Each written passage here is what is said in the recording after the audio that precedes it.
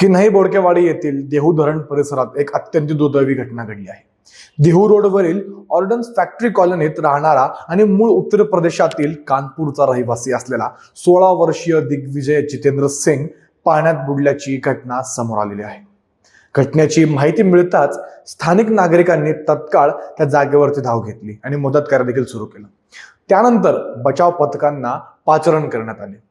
शोध मोहिमेदरम्यान काही तासांच्या प्रयत्नानंतर किशोरचा मृतदेह पाण्यातून बाहेर काढण्यात आला. या घटनेने देहू रोड परिसरात शोककळा पसरली आहे.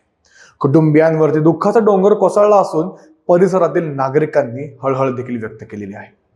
दरम्यान पोलिसांकडून घटनेची नोंद करण्यात आली असून नेमक्या परिस्थितीची चौकशी देखील सुरू आहे.